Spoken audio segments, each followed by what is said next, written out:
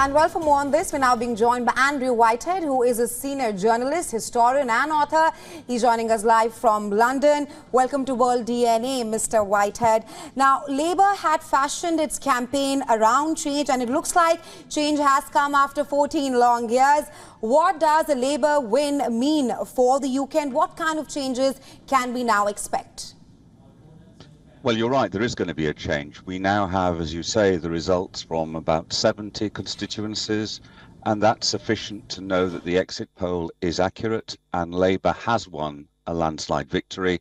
I expect in the next few hours that Rishi Sunak will resign as Prime Minister, and the Labour leader Keir Starmer will be asked by King Charles to form a new government.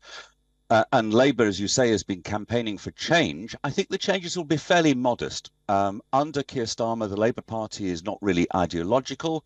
It's more pragmatic. Keir Starmer has said he will spend more money on the health service. He'll build many more homes because there is a housing crisis. And I think he will also stop Rishi Sunak's plans to send asylum seekers to Rwanda in Central Africa. But I think on many issues, it will simply be what I think Labour would see as a more competent government rather than a big change of direction. And certainly on foreign policy, I don't expect any big changes.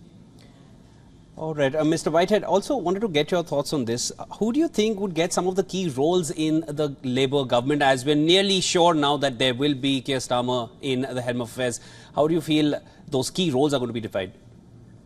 Well, we'll know in the next few hours, but I certainly think that his key right-hand person, Rachel Reeves, will be the new Chancellor of the Exchequer. That basically is the Finance Minister.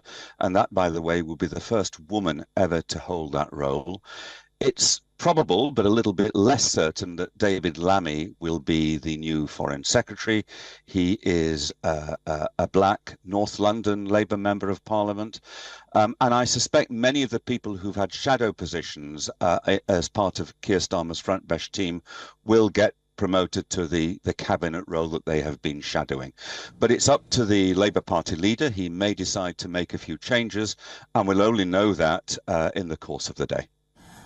Mr. Whitehead, do you think that much of the damage to Sunak's Conservative Party is being done by the Reform Party, which is slated to secure some 13 seats, which ends up being a beneficiary of the Labour Party?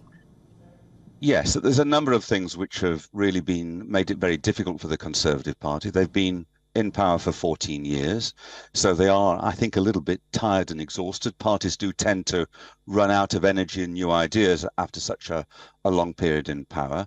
The party's also been very acutely divided, and that's been a real problem for Rishi Sunak because he hasn't managed to quell those divisions, and he's always been struggling to assert his own authority within the party as well as within the government.